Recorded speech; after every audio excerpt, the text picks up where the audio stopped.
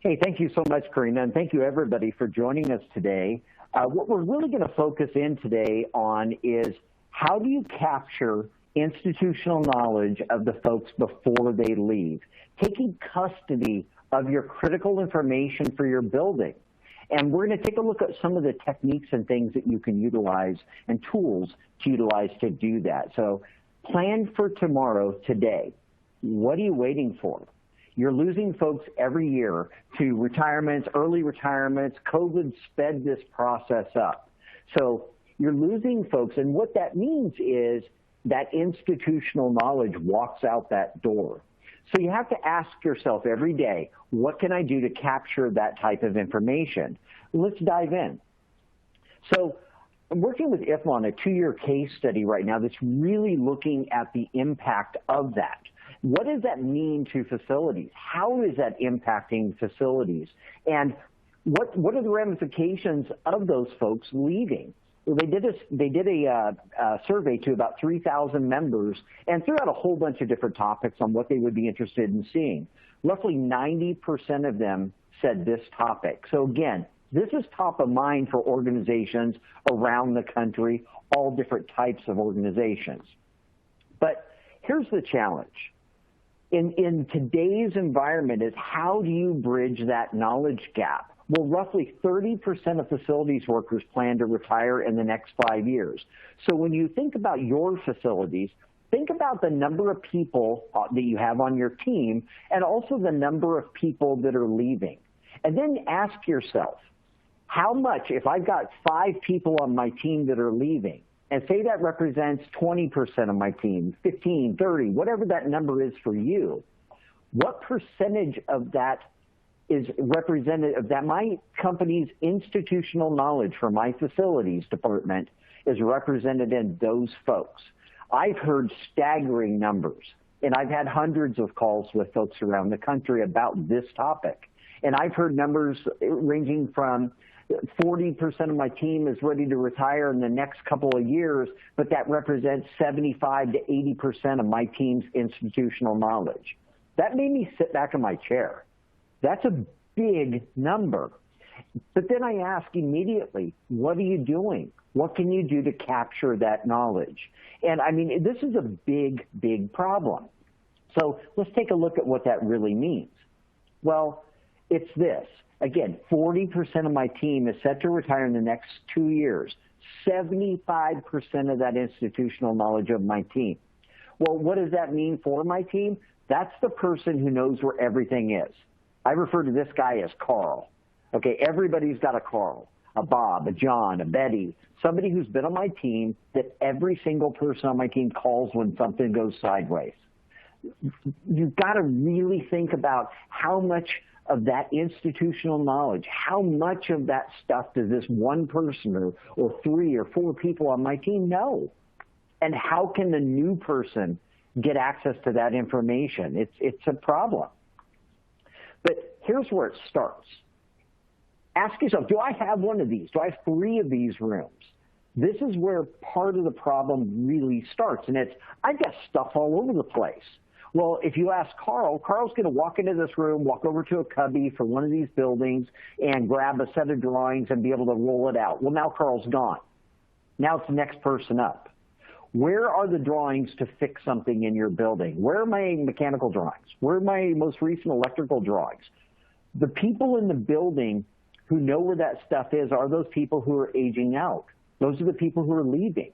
Well, how is that going to help the new person if I've got a new electrician or a new plumber that's starting on my team? How are they going to know what renovations touched what parts of that building or what floor?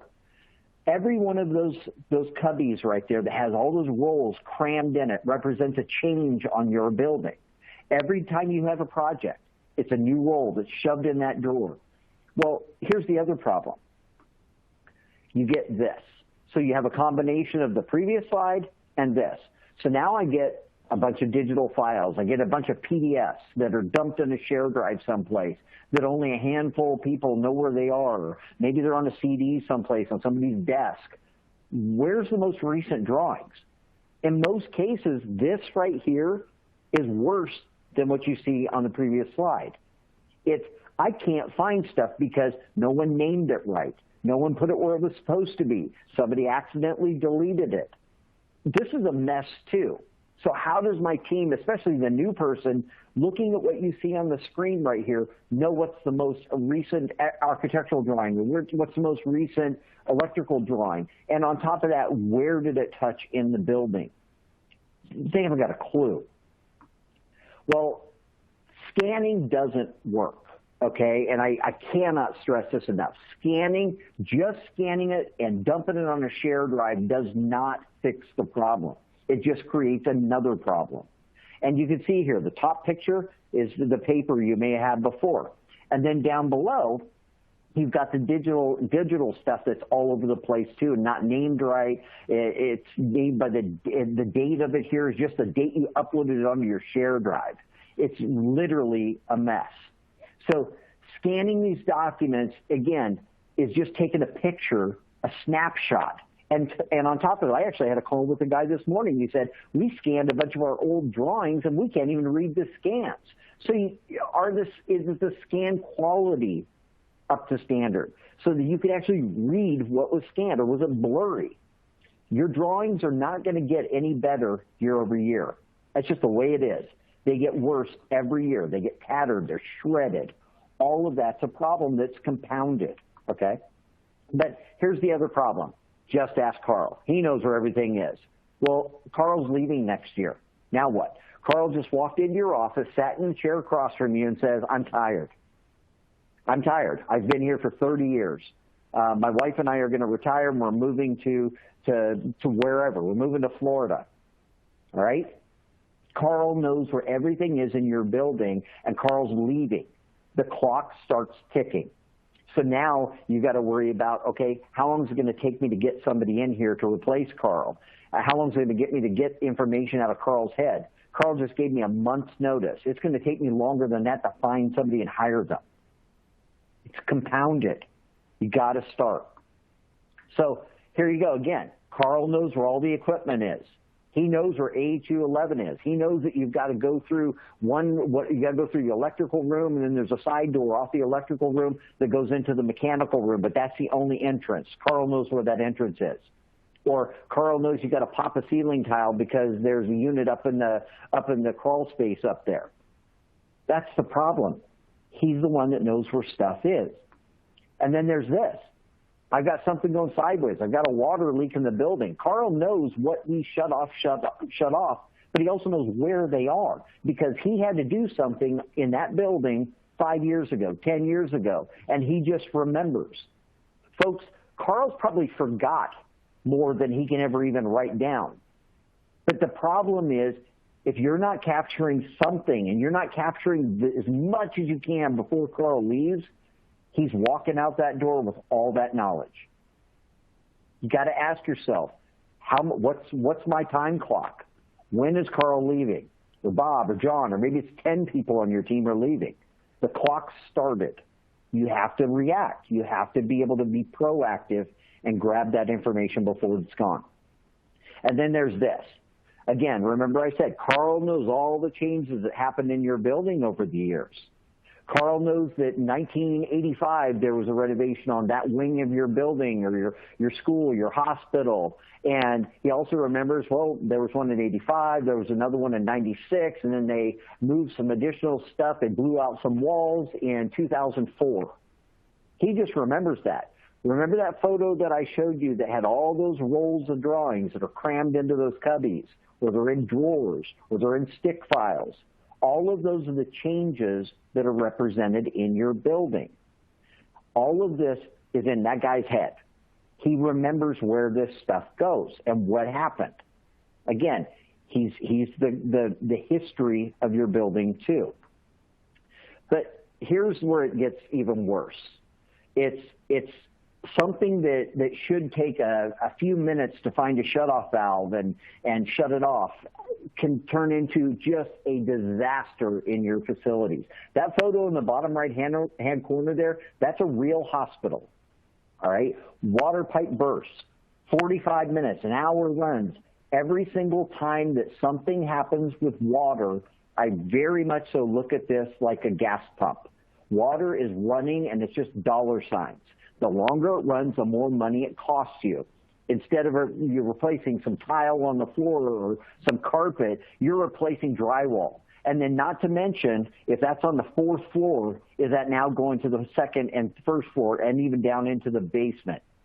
I've heard horror stories where something, that even if it's shut off in a half hour, it doesn't do a ton of damage even on the floor that it happened. It's the stuff that happened on the floors below it. I've heard from some of our clients that have said, way back when, where they've had a sprinkler head pop and it ran for 30, 40 minutes and it didn't do a lot of damage on that floor, but it went down onto a very expensive piece of equipment on the floor below it, and it was up in the excess of $500,000 in 30, 40 minutes. It doesn't take long for something that should be simple and should be easy to shut off to turn into something really bad quickly. But 86% of facilities managers say they don't have access to that critical information. That's staggering. All the information for your building should be easy to access wherever the heck your team is. And again, your team's mobile. They're not sitting in front of a desktop computer someplace. They're on a roof. And then they're in a basement, an hour later. Then they're in room 310 on the 3rd floor fixing something. These people are bouncing all over the place between building to building. And it's even worse when you have a huge campus. Now folks are jumping in golf carts or jumping in their truck and driving across town or driving across campus to get to something. Well, when they get there, do they have the information that they need to react, to be able to fix it? Or are they spinning their wheels, just tracing lines, trying to find the shutoff? There's a better way. Again, it's embracing that you don't know what you don't know. Well, there was a survey that was done. We actually partnered with an organization called AIIM to do a survey, and on average, 65% of buildings still store their documents in paper. It's that picture up above. But here's some other things, too, to think about. The older the building, the more changes typically that happen. Well, nearly 1 in 3 buildings in the U.S. are over 50 years old. How many of your buildings fit in that range? Well, the number below it is 70% of those buildings that are around the country are 20 years old or older. Older buildings have more changes. Every one of those changes, again, is represented by those roles, represented by the more knowledge that Carl knows, all right? Everything is just tied up, and everybody should have access to that information. So here's a LinkedIn poll that I had actually done that was talking about how many maintenance team members are you losing? And this falls right in line with what we've seen is, again, there's some numbers here that illustrate it's kind of all over the board, but how many of your folks are retiring in the next few years? Well, the rising retirement rates is again, combined with outdated systems, combined with not being able to find stuff, it creates this perfect storm. It's a perfect storm within an organization. I've talked to organizations, again, large and small, around the country. Some of them, it's literally deer in the headlights. They don't know what to do. Others, they're working on systems, but again, it's where do you start? And that's why this is so important to really be proactive and address it. Well, here's what's compounding this problem. Even when I lose folks, how do I find folks to replace them? Right now, we're seeing just ridiculously high numbers as far as unemployment or shortages across the board of trying to find skilled, qualified tradespeople. It's a direct outcome of the pandemic. There are other problems that have been out there for a while, but this is also compounded by the pandemic. And I'll give you an example here. So I was actually talking to somebody out in the West Coast the other day, and they said that they had changed. It's higher ed, and they had actually said that they had changed their restrictions about a year and a half ago, where they were going to require everybody to be vaccinated. They changed that up. Originally, they were doing testing twice a week. Well, when they made it mandated that everybody get a vaccine, okay, and this is not a political thing, this is just what they did. Their entire HVAC team quit, all of them. So imagine if your entire team walks out the door. You're talking guys that have been there for 30 years. There were 4 of them that would have been 30 years or longer. They knew where everything in the site was. They just walked.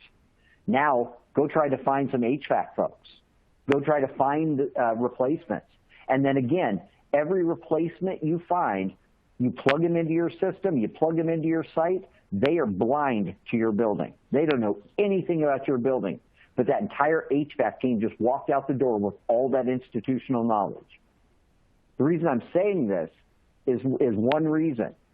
The information should live with the building, not with the people, not on paper. It lives with the building. All the information should be in one spot. Everybody can access it. The new person or the person who's been there for 30 years, everybody should be on the same page looking at the same stuff. Everybody's up to speed. Well, also, here's part of the other challenges too. Remember, we were talking about the qualified people. Well, here's where, again, I did this LinkedIn survey and asked, what are you struggling to try and find? And look at there, HVAC, 52%. Controls was another one that's in that 15% down there. Plumbers, electricians. Again, it's all over the board, but skilled trades are really tough to find. So again, getting folks in there that can hit the ground, it's really important that you can document it so they can hit the ground running as soon as they walk in that door, and they're not blind. But only a small number of community colleges are offering facilities management, facilities trade schools in your backyard. IFMA predicts that between 50 and 100,000 facilities jobs will be open in the next 5 to 10 years. That's a ridiculous number of jobs that are going to come open, and I challenge that number is growing. I 100% believe that number is growing. This was done a year ago or two. That number is huge right now. So what are we able to do? Again, here's part of the problem that we've had for years, and this is meant to be a satire here, but this is the way it is. So the guy on the left who got a bachelor's degree in philosophy, $100,000 in student loan debt, can't find a job. Again, he's really, really struggling, but more importantly, he thinks that everybody who doesn't have a 4-year degree is stupid. Well, now you got the guy on the right. 4-year paid apprenticeship, no student debt, earns $80 a year, and just disconnected the other guy's power. I mean, that's meant to make people laugh, but here's the thing. Never look down on a trade worker ever. Trades it was always, for the longest time when I was growing up, the trades were always looked at as a job, not a career. That is not the case. It's a career. You will always be able to find a job if you're an HVAC. You will always be able to find a job if you're a plumber or an electrician. These jobs are everywhere, and they're not going away. But here's some of the resources that you can think about with regards to where to look to get some new hires. So think about all the trade organizations that are out there, your local trade organizations. There are local chapters of IFMA, ASHI, APA. There are other trade organizations in your backyard too. Trade publications. There are trade publications all over the place, and some of them are by these associations. They publish job openings. You can publish your job postings on those sites. Also, think about a high school internship program. I talked to a few of the folks that I've met with over the last few months that they actually they host high school students to come into their facilities once a week, and they tour them. They basically job shadow with their trades. And it's not just with the leads, it's with the everyday guys and gals on the team. And it's just invaluable because not everybody is meant to go to a 4-year school. They're going to work they want to get into trades. Their dad was a plumber. Their mom was an electrician, whatever. They want to move up, and they want to move into those roles and kind of follow in their footsteps. So high school internship programs are fantastic. Also, apprenticeship programs. You can start internal apprenticeship programs. Several of the most, I think the best prepared organizations I've spoke to have started a grassroots in-house apprenticeship program. Okay, and it starts in the community. They pull in people. I spoke to one gentleman who actually is pulling in. He has 6 people a year that they pull in. They go through an apprentice program, and these are, again, people from the local community. They pull them in-house. They have a year. It's a paid apprenticeship program. They pick the trade that they're interested in. They go through. They have to take school. They have to go to school as well. They actually help them with that as well. So after that year, they have an internal peer review group, and they have some benchmarks that they follow. And if you've hit these, you checked off all these boxes, you get a significant pay increase and a full-time offer to be an employee, full benefits and everything. That's fantastic, okay? Also, are there trade schools and community colleges in your backyard? Have you started partnering with them? Start at the instructor level even. Find out who the instructors are. Go talk to them. You know, a lot of other schools, especially from higher ed, for a 4-year school, when you go to a community college, I actually just heard this today, they think you're trying to recruit the kids to go to their 4-year school to get a 4-year degree. And they struggle with explaining, no, I'm trying to hire the kids that are graduating out of your programs. I'm trying to find an HVAC tech. I'm trying to find a plumber. So it's really important how you communicate that and to build that relationship with those community colleges. What kind of relationship do you have with your local unions if you are a union-based facility? Okay. One of the things I heard actually yesterday on a call I had with a higher ed institution, he actually, in his contract with the union, had negotiated a couple of additional incentive programs for the employees. And I'd never heard this before. He said, we actually incentivize them to, basically it's an attendance-based incentive program. And by offering this attendance-based incentive program, it's essentially a bonus. That bonus can be 3 to 6% of their salary. They negotiated this into their union contract. They also have a couple of ways that they've incentivized people. And again, it's on a cross-training. There's other things that they've added in there. Well, by adding these programs, they basically turned their call out, where people are calling out, to 0. 0. Imagine that. They don't have a ton of people calling out because if they do, they don't qualify for these incentive programs. That's a big deal. Money. That's money directly in their pocket. Think about the cooperative partnerships you can make. Think about others that are in your backyard that you can work on some kind of a training cooperative with other organizations to train people up internally. Maybe they spend some time at your facility, they spend some other time over at another facility. Share that expense. But it's a way to build up trades and be able to help get people into your organization. Job fairs. Job fairs are great.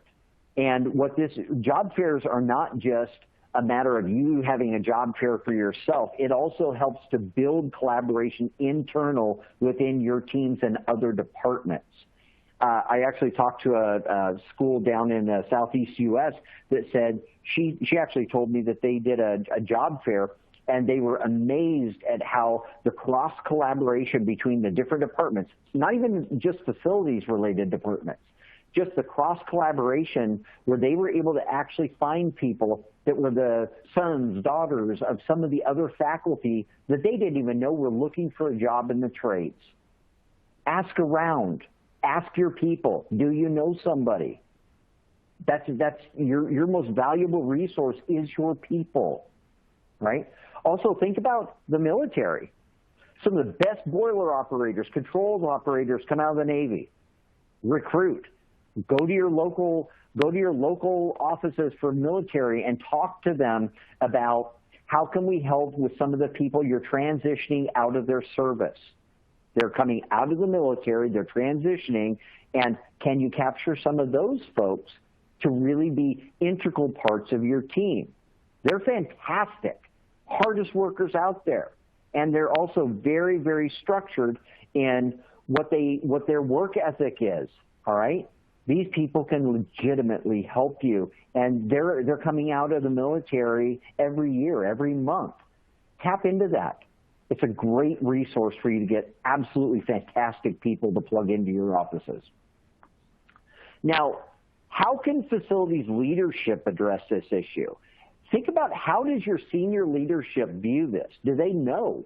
Do they realize that there's a challenge here? I'm sure they understand that people are going to be retiring and out of other departments too, but think about your critical facilities teams.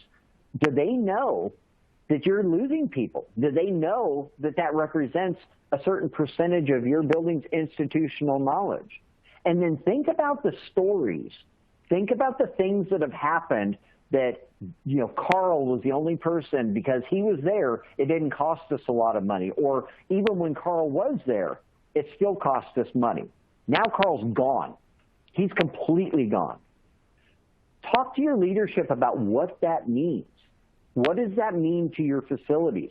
And remember, your facilities, you're charged with keeping people safe, keeping your environment healthy, air quality, all of those things that facilities directly touches.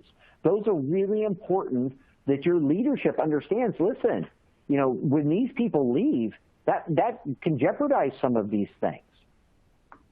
But also, what are you waiting for? You know, we're in 2022 here, folks, all right? I ask folks this all the time. I teach a lot of education sessions at conferences around the country. And during my conferences, I ask everybody to raise their hand if they've got a smartphone. Every person raises their hand. It's a dumb question, but I do it on purpose. The reason I ask that is I then ask them, keep your hand in the air if you can access every single one of your drawings for your building, all your as-built, all your MEP, all your shut-off locations are all identified, mapped out. And then all your mechanical equipment is all mapped out. If you can find all of that information on your phone, put your hand down. Or keep your hand up, I'm sorry. Here's the problem. Everybody in the audience puts their hand down. Nobody does. And I ask them, why not? Why not? You know, again, it's 2022. Every single person on your team has a smartphone. All of them do. They use it every day. They're checking Facebook, they're checking the weather, they're using the Maps app, whatever.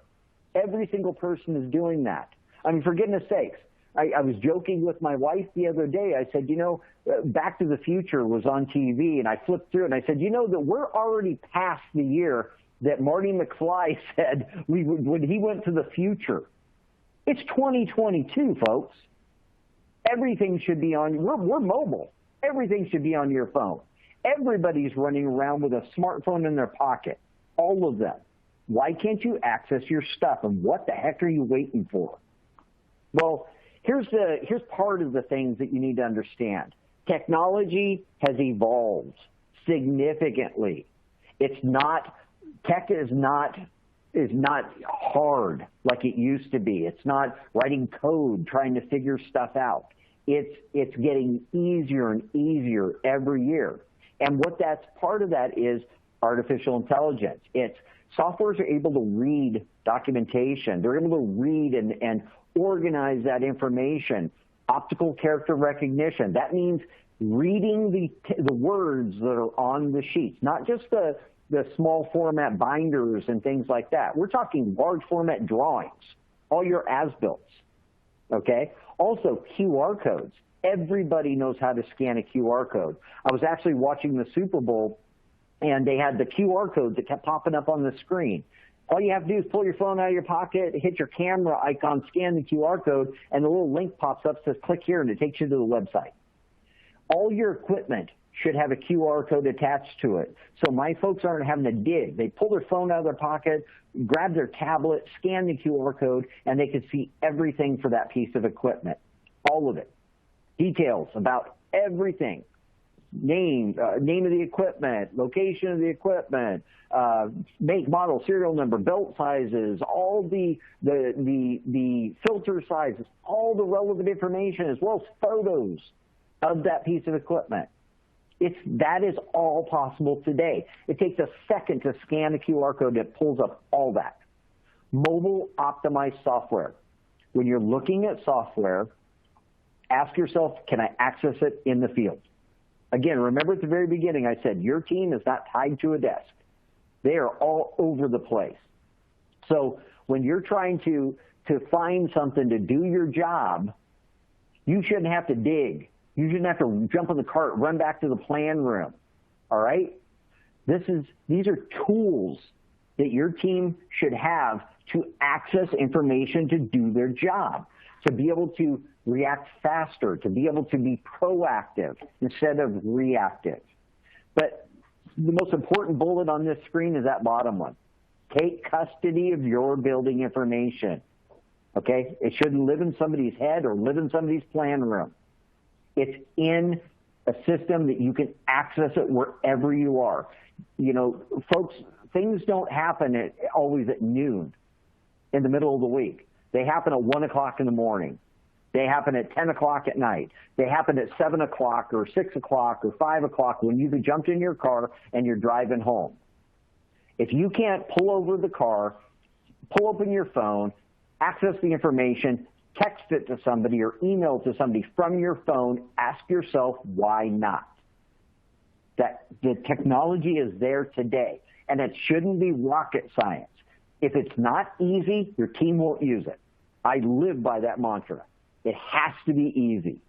You have to, when you're looking at technology, make sure it's easy and everybody can access it and share that information, not just with my team, but with first responders, with outside contractors. Everybody should be on the same page. Everybody looking at the most recent stuff. So again, what we're talking about here is, again, technology. It allows you to access all of that legacy information in a few taps. You should be able to click on an app, open the app, and find whatever it is you need. If you're looking for a shutoff, click a button that says shut off. It shouldn't be, well, where is the shutoff? I got to dig through here. I got to find that plan set. Oh, that's the old set. Now I got to look through that. No. Click a button that says shut off, and it should show you photos where it is, and you should be able to open it in a couple of seconds.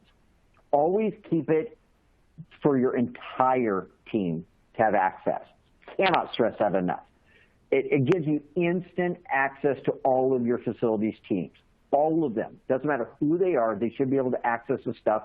Again, tools to do their job.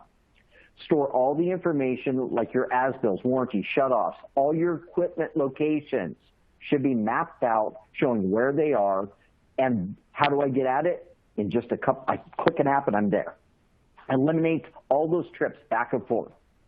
Saves, on average, it saves 1 to 3 hours per person looking for information. That's not just flipping through paper, folks. That's getting in my golf cart and driving back to wherever it is the stuff is, and then driving back. I talked to a guy the other day that told me he has it's 180 buildings split over roughly 1,500 acres on this campus. They're all spread out, and it includes some parks and some other stuff. He said, depending on the day, and depending on if they've got a bunch of road construction, it'll take him a half hour each way just to get to and from the field. There's your hour right there. And it's because he couldn't find a drawing. He couldn't find an electrical drawing. Come on. The stuff should travel with you. And what travels with you is your phone and a tablet. It's in your pocket wherever the heck you are. All accessible wherever the heck you are.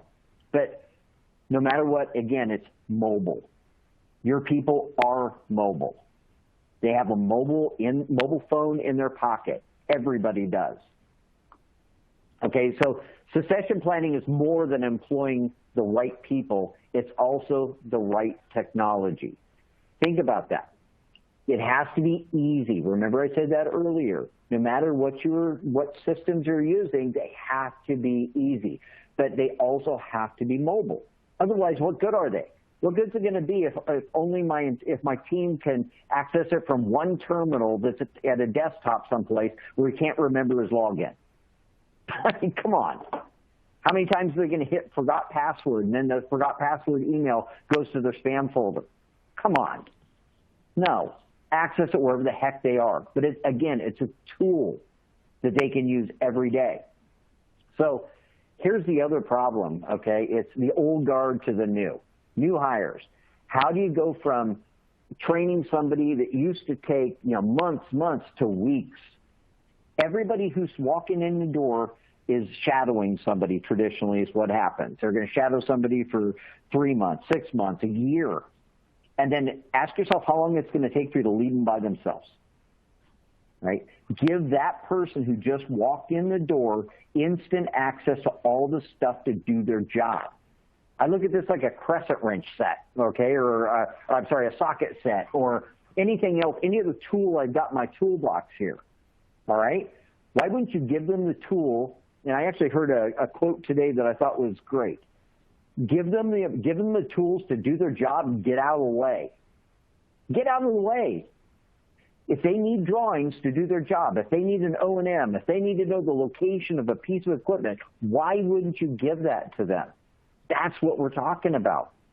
But also, new team members can then focus on the core competencies, the tough stuff. I'm going to do PMs. I'm going to, there's one piece of equipment that, isn't like the rest of them. They've never even seen it. It's an old piece of equipment. Well, this guy can now walk around with her and show her those details. And now she can document all that stuff, and she's going to know the next time she's there and he's on vacation or he just left, she's going to know how to fix that stuff. Core competencies. It's a big deal. But the key elements here of an effective succession plan is proactively start capturing that stuff before it walks out the door. I said it earlier. What are you waiting for? They're not getting any younger. That clock started.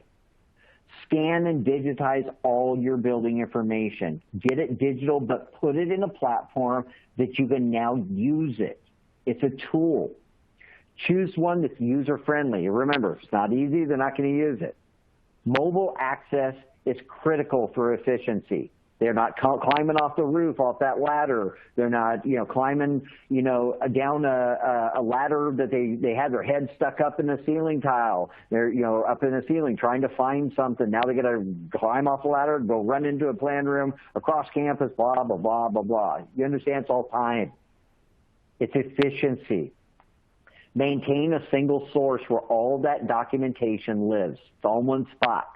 Okay? Your CMMS is not managing your drawings. That's not what they're doing. They're telling you when it's time to do something, you got to go do a PM, or you got to do a work order because somebody called and said something's broke. I have a T-shirt that I saw that I'm going to actually buy for my team. It says, "I'm only here because something broke," for a facilities team. I thought that was fantastic. Okay? Hire tech-savvy employees. All your new, younger employees that are coming in were born with a smartphone. They all have them. So they look down on organizations that aren't tech-savvy. What do you mean? I got to go dig through the plan room. What? Why can't I access it on my phone? I can access everything else on my phone. They're tech-savvy. You got to adapt and you got to move forward. The old days of the old guard of, we've got binders someplace. Great, where are the binders? Oh, they're in Bob's office. They're locked up. Oh, that's great. Bob's gone. Bob just went on vacation. Who's got a key to Bob's office? Call my locksmith. I mean, come on. No, there's a better way. So let's take a look at what that could look like here. You're going to see some animations start playing here. So essentially, let's take a look at what it would look like if you were looking for drawings for my building. So all you do is tap on an app and tap on the building that you're interested in seeing. Then you tap on the as-built map view, and you can see all these color-coded areas. What they do is they indicate what drawings touch what part of the building, and you tap on it, and it shows you the drawing. That fast. I'm not having to go back to that plan room, dig through those cubbies. I have access to all the drawings, and now I also have access to where the drawings touched in the building. All of them are mapped out, showing what floor, what area they touched. Imagine that. Well, now let's look at O&Ms. So think about equipment. When we say O&Ms, we're talking about equipment here. Accessing equipment. So tap on the app, and then you can search for a piece of equipment here or walk up to that equipment, scan this QR code, and it pulls up all the details for this piece of equipment. And you can attach additional information like an O&M, a warranty. You can attach a parts list. You can attach links back to where do you order parts. If you've got an agreement with Grainger where you've got an inventory system, you can link to that, all from the field. Everything I'm showing you right here is from the field, never having to dig, never having to jump in the cart and run back someplace. Now let's talk about the big one. Again, it's shutoffs. Where's something I got to shut off water? Okay, click on the app, click on the building. All right, click on a button that actually says shutoffs. All right, then click on a water icon that shows that particular shutoff location. And now you've got information about the shutoff, even photos of the shutoff. You can put videos in here showing how to shut it off. You can put videos in here or even text in here that says you got to use a certain tool or whatever. You can have that so everybody sees that. The entire team knows what to do. And also, where is it? So again, it's critical that your team has access to all of that information so they can react wherever they are whenever something happens. So the path forward here is, again, a year from now, you'll wish you had started today. I cannot stress that enough. Think about how many of your team are you going to, if you're going to run in place, you're not going to do anything today, how many of your people are you going to lose in the next year? What are you waiting for? Take custody of your building information.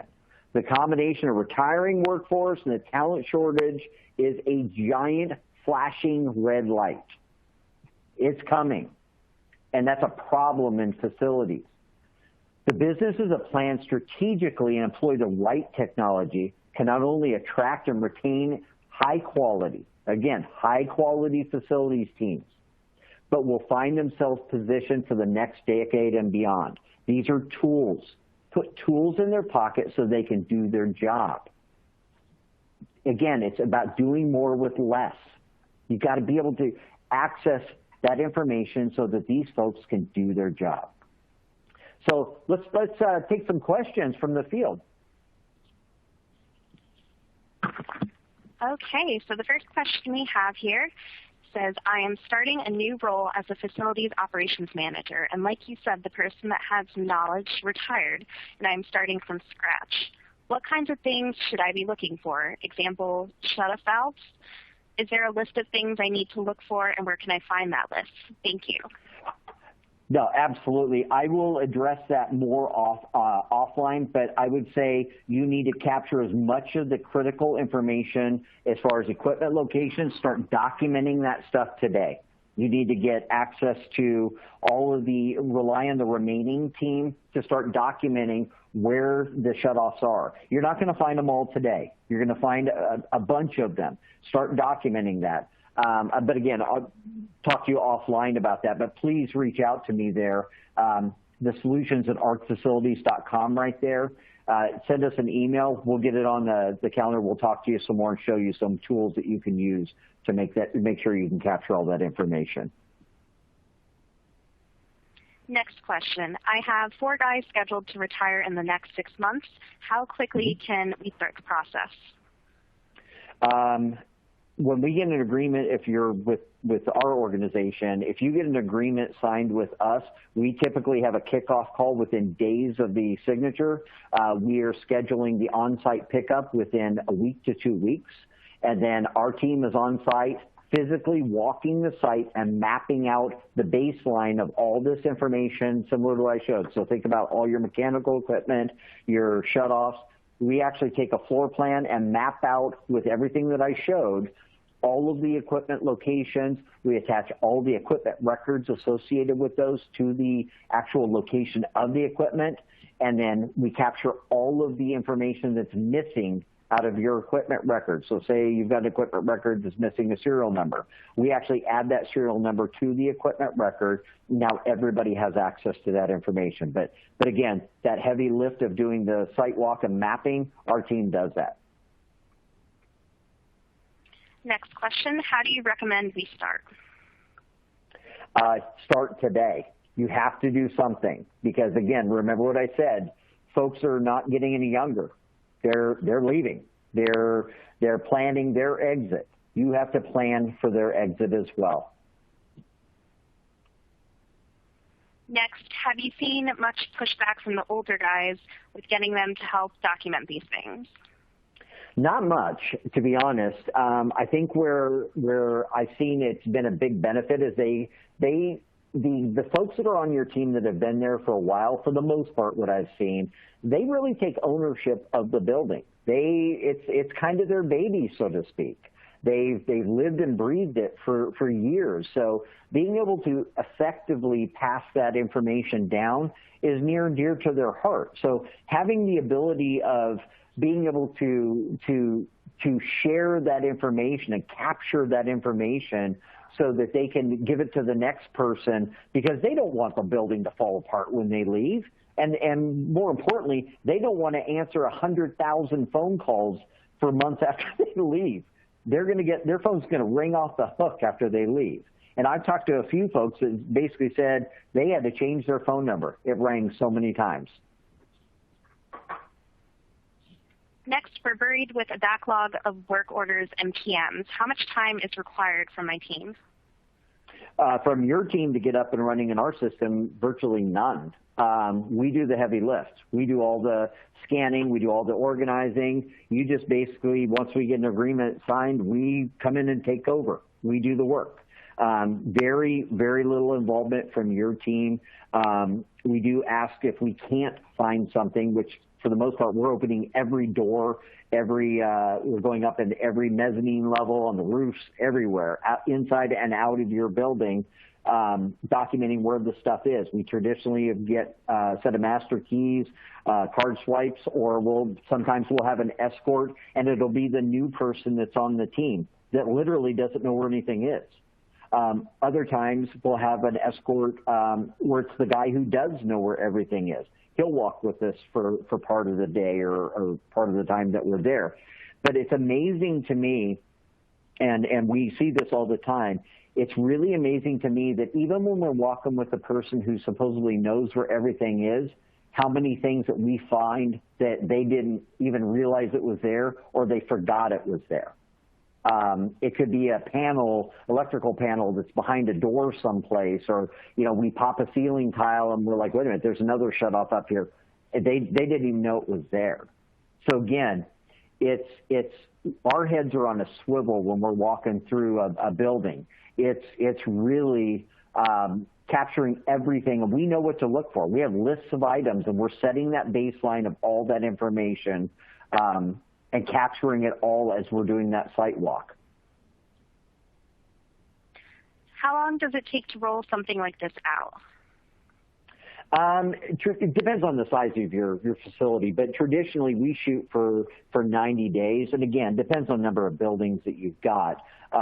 We do it in phases too. If we've got hundreds and hundreds of buildings, we do it in a phased approach, but we roll it out when each phase is complete. So we work with the client to figure out what makes sense as far as a phased approach. But again, we traditionally try to get that first phase out inside of 90 days. Can I share information with first responders? Oh, 100%. Yeah, and that's important. First responders are oftentimes the folks that are responding to your incidents that happen in your building at 11 o'clock at night. They're there before you can even crawl out of bed and get your boots on. You need to be able to access the information and share it with the first responders who are standing in the doorway of your building. That can be gas, water, power, all the critical functions of your building. Because again, first responders, and one thing that's really important to understand, they are blind to your buildings. Traditionally, they don't know the layout of your building. And even if I've talked to a few folks that have said, oh no, first responders know our layouts of our building. Really? How many times has your building changed? Then I get this blank stare. And then they realize what I'm asking is, did you update the sets of drawings that you even gave your first responders or shared with your first responders? And the answer 100% of the time I found is no. So now, again, the first responders don't have instant access to the information for your building. You can give them access right here. Can I limit access to certain types of information? Not every teacher in the building needs to know about O and M files. You can get some different accesses, but traditionally we have some different things that we set up with the client up front. Okay, and that seems to be the end of the questions. I think we should give a few minutes to see if anyone else has some questions they want to add in. Certainly, yeah. Please email me any additional questions, or if you want to get direct access to us, obviously we're happy to have a conversation. We're here to help. At the end of the day, we're 100% here to help. Whatever we can do to get your team up to speed and put a tool in their hand that they can use tomorrow.